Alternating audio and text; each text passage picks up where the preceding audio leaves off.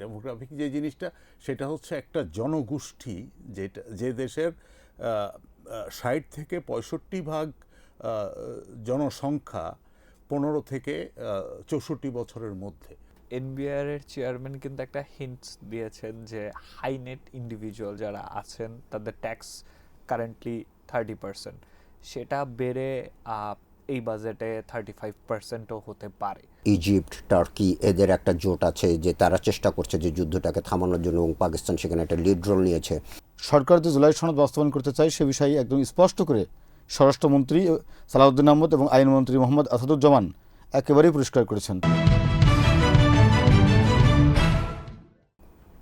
Times today's headlines অনুষ্ঠানে সবাইকে স্বাগত জানাচ্ছি। আমি মাহফুজুল্লাহ বাবু। দর্শক যারা ব্যস্ততার কারণে আমাদের পত্রিকাটি পড়তে পারেননি তাদের জন্য আমাদের এই নিয়মিত আয়োজন। দিনের প্রধান খবরগুলো নিয়ে আমরা স্টুডিওতে ডিসকাস করি।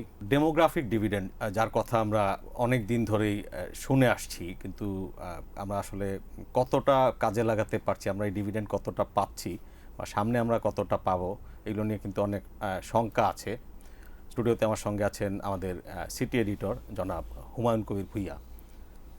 কবির ভাই, যে আমরা যদি স্ট্রেট প্রশ্নে যাই, যে আপনি পার্সোনালি কি বিশ্বাস করেন যে আমরা কতটা আপনার ডেমোগ্রাফিক ডিভিডেন্ড কাজে লাগাতে পারছি? আমাদের যে স্টোরিটা যাচ্ছে সেটা হচ্ছে ডেমোগ্রাফিক ডিভিডেন্ড, এই কথাটা বোধহয় বহুল প্রচারিত বাংলাদেশে।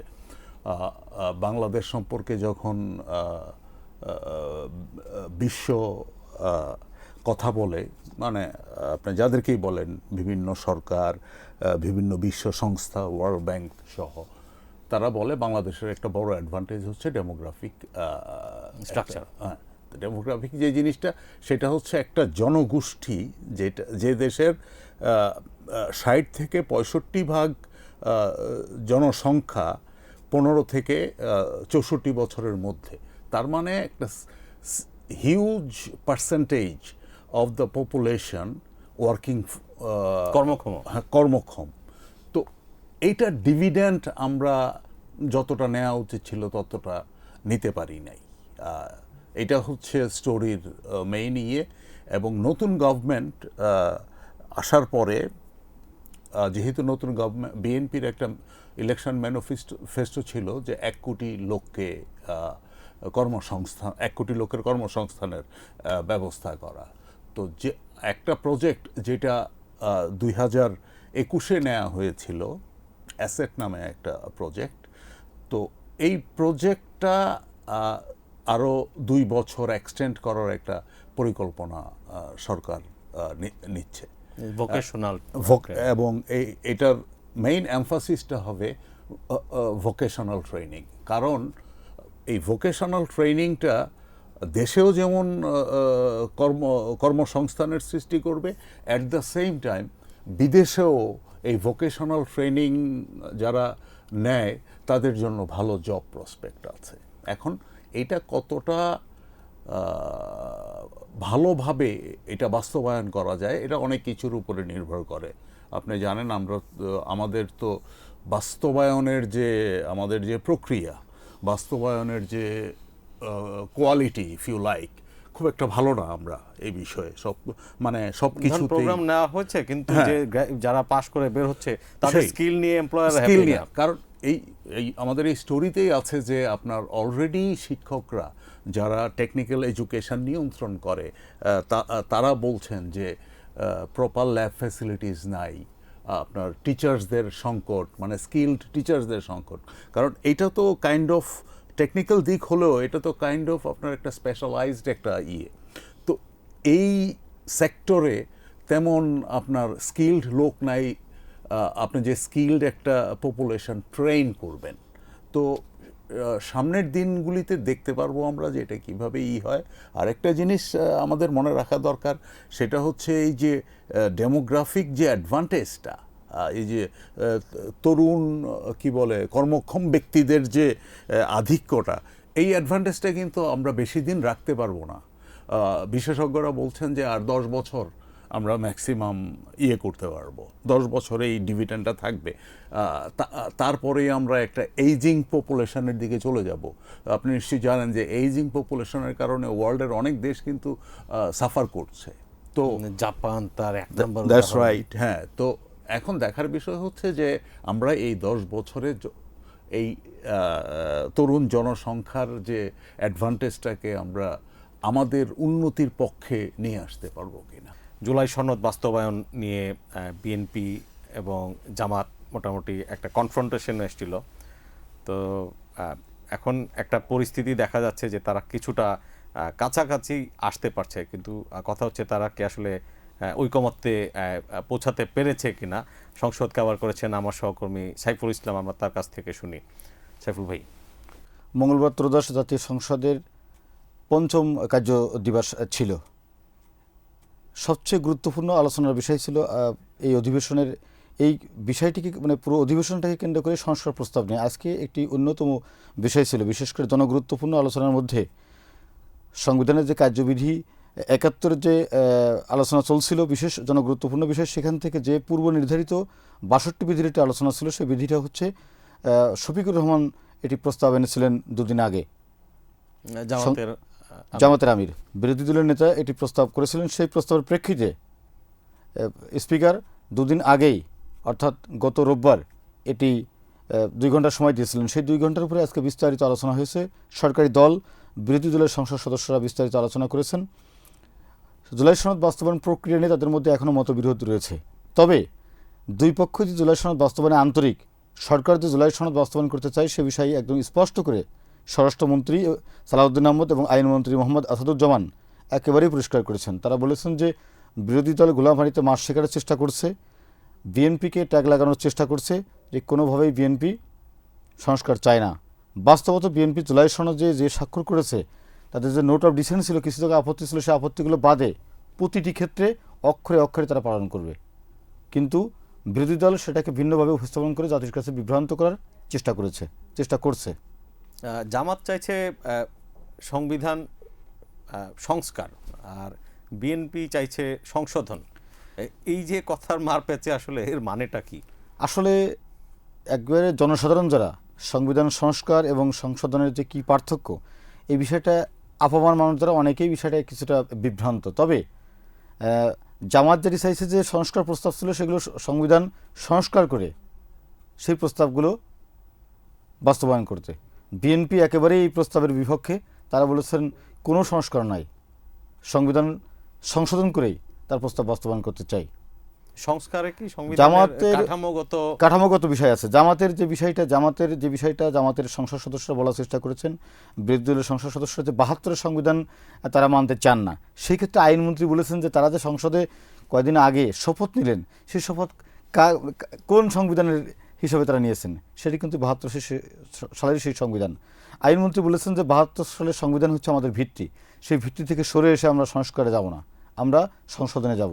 অবশ্যই আমরা সংস্কার বাস্তবায়ন করব, কিন্তু সেটি সংবিধানের সংশোধনী এনে। সেক্ষেত্রে উভয় দলই একটি প্রস্তাব করেছেন যে একটি বিশেষ কমিটি গঠন। জামাতের আমির এবং বিরোধী দলের যিনি নেতা শফিকুর রহমান, তিনিও বলবার চেষ্টা করেছেন যে সমান সংখ্যক সদস্য দিয়ে একটি বিশেষ কমিটি করে দেওয়ার। একই প্রস্তাব কিন্তু স্বরাষ্ট্রমন্ত্রী সালাউদ্দিন আহমদও করেছেন। এখন প্রশ্ন হচ্ছে যে তাহলে বাধা কোথায়? আমরা এখন দেখছি যে যেটুকু যে বিতর্ক চলছে সেটি জাস্ট আলোচনার খাতিরে যে তর্ক বিতর্ক সেইটি অব্যাহত রয়েছে, কিন্তু একটি কাছাকাছি অবস্থানে তারা কিন্তু এসেছে। এটা আমরা মনে করছি যে শেষ পর্যন্ত এই কমিটি হবে এবং সেই কমিটির মাধ্যমে বিএনপি যে নোট অফ ডিসেন্ট দিয়েছিল সেইগুলো বাদে বাকি যে প্রস্তাবগুলো আছে সেই প্রস্তাবগুলো বাস্তবায়ন হবে বলে অনেকটাই আশা করা যাচ্ছে।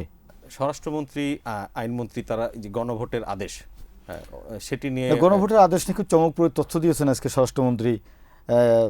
বলেছেন যে রাষ্ট্রপতির কাছে উনি ব্যক্তিগতভাবে জিজ্ঞেস করেছেন যে আপনি এই আদেশটি তো পুরোপুরি বৈধ নয়, তাহলে আপনি কীভাবে এটি এই আদেশটা আপনি দিলেন, স্বাক্ষর করলেন? তখন রাষ্ট্রপতি নাকি তাকে বলেছেন যে আমি স্বাক্ষর করতে চাইনি, আমাকে স্বাক্ষর করানো হয়েছে।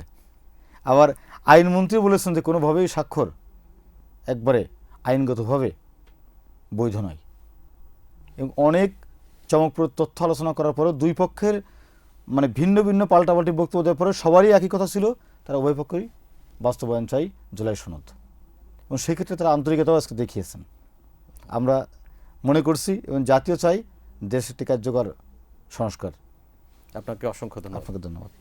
এই যে আসন্ন বাজেট যেটি জুন মাসে প্রণয়ন করা হবে, জুলাইয়ের 1 তারিখ থেকে কার্যকর হবে জাতীয় বাজেট, এর আগে যে বিভিন্ন পক্ষের আলোচনা, প্রস্তাবনা, বিশ্লেষণ সব কিছু শুরু হয়ে গেছে।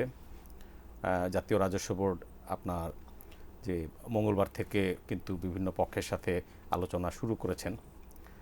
প্রথম দিনে তারা সংবাদকর্মী এবং সংবাদপত্র মালিকদের সঙ্গে ডিসকাস করেছেন। তারপরে হচ্ছে থিঙ্ক ট্যাঙ্কগুলো বাজেট নিয়ে কথা বলা শুরু করেছে। এটি কভার করেছে আমার সহকর্মী মোহাম্মদ ইব্রাহিম মজিদ। আমরা তার কাছ থেকে শুনি আসলে কে কী বলছেন। একটা ইন্টারেস্টিং বিষয় দিয়ে শুরু করতে চাই, সেটা হচ্ছে যে এনবিআর এর চেয়ারম্যান কিন্তু একটা হিন্টস দিয়েছেন যে হাই নেট ইন্ডিভিজুয়াল যারা আছেন তাদের ট্যাক্স কারেন্টলি 30%, সেটা বেড়ে এই বাজেটে 35%ও হতে পারে।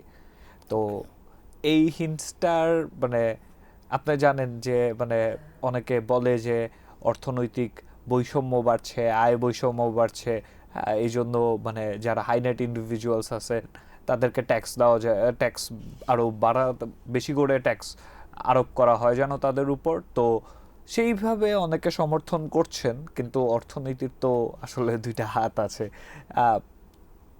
এই জন্য আপনি দেখবেন যে হাই নেট ইন্ডিভিজুয়ালস যারা আছেন তারা যদি আমাদের মানে ট্যাক্স স্ট্রাকচারে তারা যদি অসন্তুষ্ট হয়ে যান কোনো কারণে, কারণ তারাই কিন্তু আমাদের ইন্ডাস্ট্রির ওনার, তারাই কিন্তু এমপ্লয়ার, তারাই কিন্তু এন্টারপ্রেনার্স।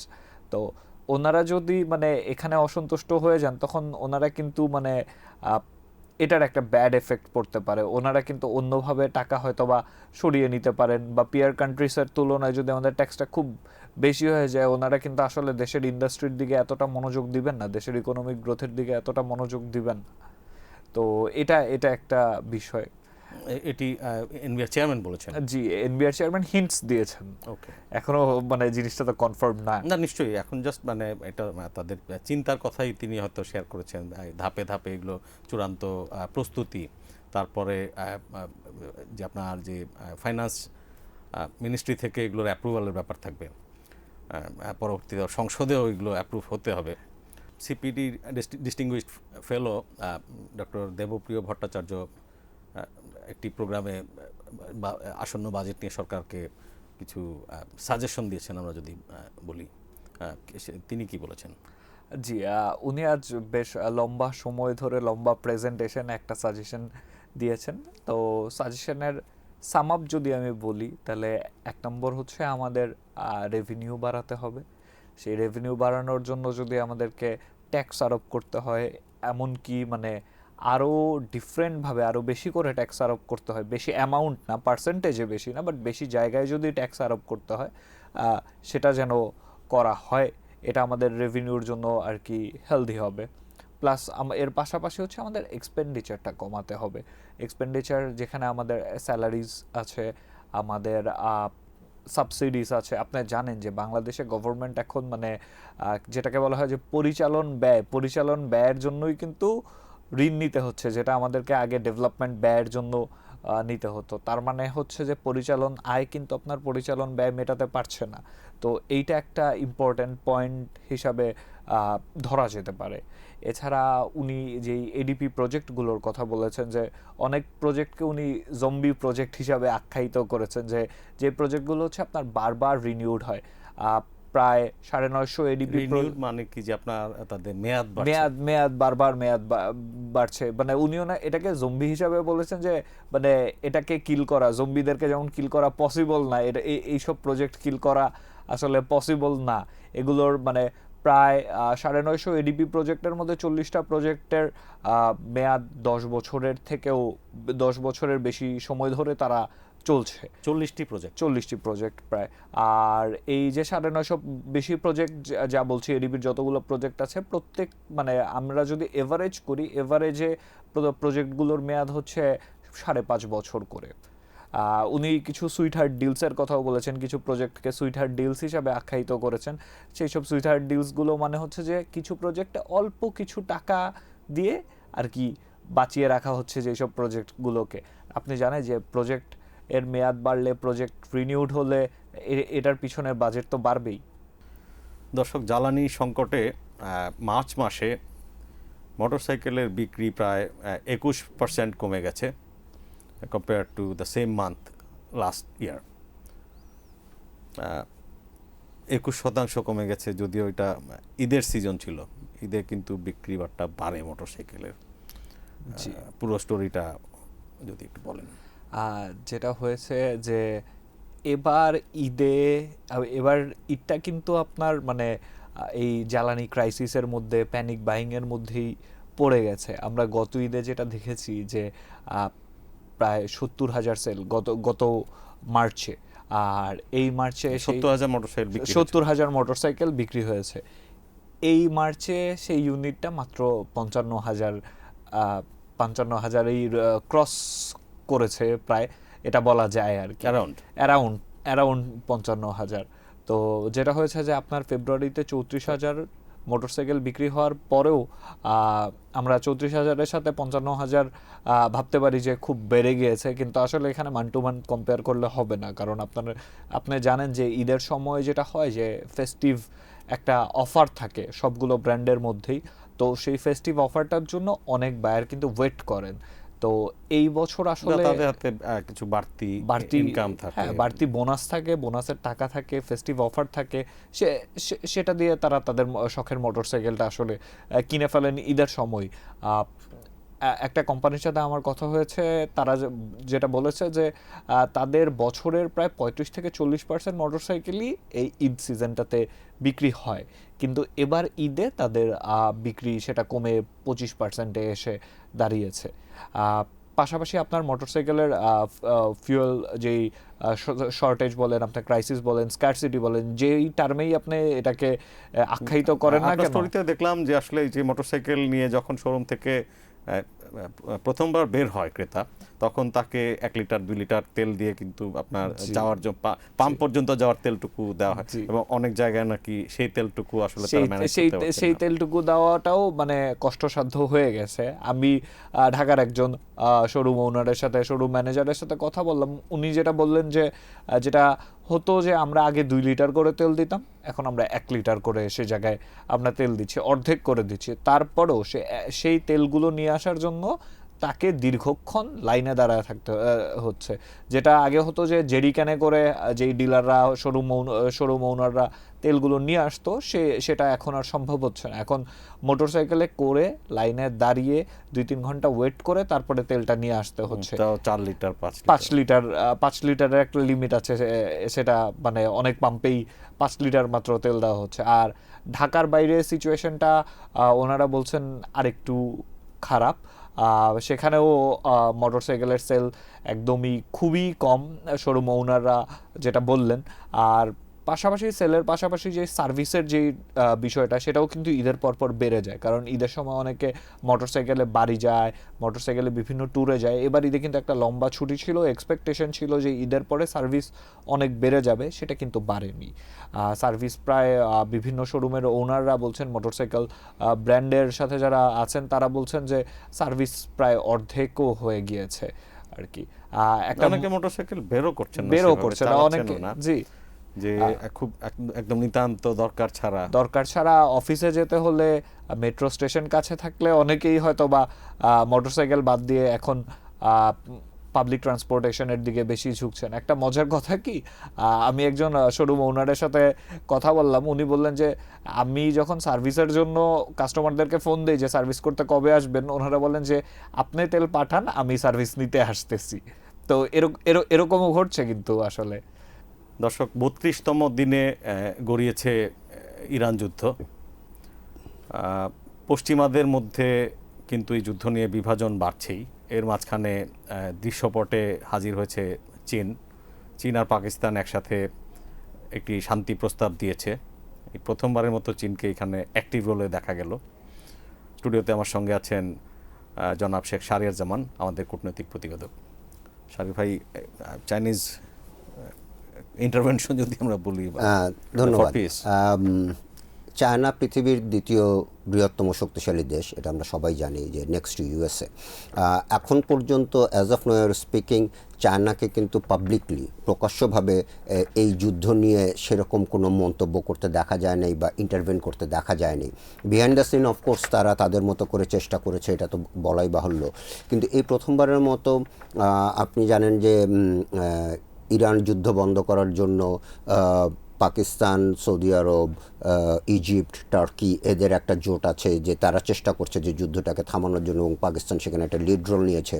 এই পাকিস্তানের ফরেন মিনিস্টার ইসাকদার উনি বেইজিংয়ে সফর করেছেন, এবং বেইজিং সফর করার সময়ই এই দুই পররাষ্ট্রমন্ত্রী, চীনের ওয়াং হি এবং পাকিস্তানের ইসাকদার, তারা জয়েন্ট একটা স্টেটমেন্ট দিয়েছে, এবং সেখানে তারা ইমিডিয়েটলি এই যুদ্ধ থামাতে বলছে, এবং তারা যুদ্ধটা থামাতে বলছে দুই পক্ষকেই, ইরানকেও বলছে, ইউএস ইসরায়েলকেও বলছে যে দুই পক্ষই জানি ইমিডিয়েটলি যুদ্ধ থামায়, যাতে করে অন্যান্য sovereignty of every countries including Iran এবং জিসিসি কান্ট্রিজ সবারই যেন সভরেন্টি থাকে, সেটার বিষয়ে তারা বলছে।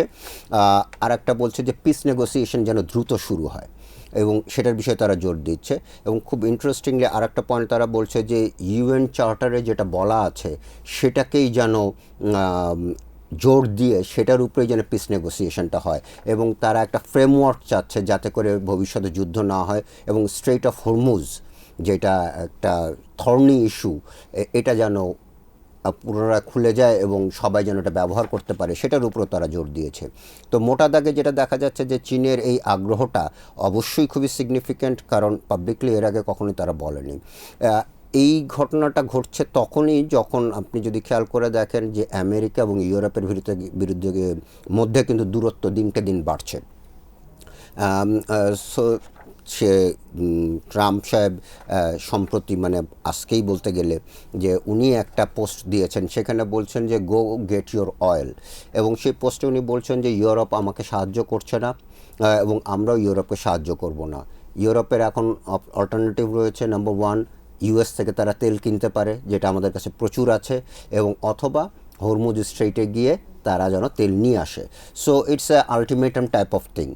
আবার অন্যদিকে যদি আপনি ইউরোপের মনোভাব দেখেন, তাহলে অলরেডি ইটালি, স্পেন অলরেডি খুবই ভোকাল ছিল, তারা তো এয়ার স্পেস বন্ধ ব্যবহার করতে দেবে না আগেই বলেছে, এবং এর সাথে ইটালি এবং ফ্রান্স তারা দুজনেই বলেছে যে মিলিটারি পারপাসে তারা কোনো এয়ার স্পেস ব্যবহার করতে দেবে না ইউএস বা ইসরায়েলকে। সো এটা খুবই পরিষ্কার যে আমেরিকা এবং Europe not on the same page as far as this particular war is concerned, যেটা এর আগে যুদ্ধগুলোতে সেরকমভাবে আমরা দেখিনি।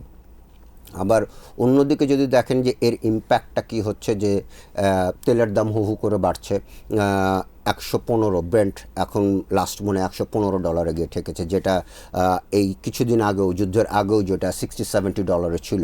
তো ইট পুট প্রেশার অন আস। একটা জিনিস, তেলের দাম বাড়ছে, কিন্তু আপনি দাম বাড়লেও জিনিসটা কিন্তু পাচ্ছেন না, যেহেতু স্ট্রেইট অফ হরমুজটা বন্ধ, আপনার সাপ্লাইটা কিন্তু বন্ধ রয়েছে। ফলে দেখা যাচ্ছে কি যে আপনার তেলের দাম, আপনি যদি জিনিসটার দাম বেশি থাকে এবং জিনিসটা যদি বাজারে অ্যাভেলেবেল থাকে, তাহলে আপনি হয়তো কিনতে পারেন, কিন্তু আপনি কিন্তু এখন পণ্যটাই পাচ্ছেন না, কারণ স্ট্রেইট অফ হরমুজটা কিন্তু বন্ধ রয়েছে। তো ফলে দেখা যাচ্ছে কি যে তেলের দাম বাড়ছে, এবং একই সঙ্গে অন্যান্য যে কমোডিটিসগুলো রয়েছে, সে ফর এক্সাম্পল অ্যালুমিনিয়াম প্রাইস, যেটা খুবই আমাদের নিত্য প্রয়োজনীয় জিনিসের জন্য ব্যবহার হয়ে থাকে, সেটাও দামও কিন্তু 4 ইয়ার্স হাই। সো এটা কিন্তু অ্যাক্রস দ্য বোর্ড সবাইকেই এটার ইম্প্যাক্ট করছে। যুদ্ধ থামার বিষয়ে আজকে পেন্টাগনে প্রেস কনফারেন্স হয়েছে, এবং সেখানে আমেরিকার ডিফেন্স মিনিস্টার সে বলছে যে সামনের দিনগুলো খুব ডিসাইসিভ। আমেরিকার হাতে অনেক অপশন আছে, ইরানের হাতে অপশন দিনকে দিন কমছে। তো ফলে তারা যেটা মনে করছে যে তারা এই যুদ্ধে জিতবে, ওয়ারাজ সিনারিও কিন্তু সেরকম না। এখনও কিন্তু স্ট্রেইট অফ হরমুজ ইরানের কন্ট্রোলে রয়েছে, এবং তারা এখনও মিসাইল অ্যাটাক চালাচ্ছে, এবং এই যুদ্ধ যে ইরান ব্যাক অফ করছে সেরকম কোনো নজির দেখা যাচ্ছে না।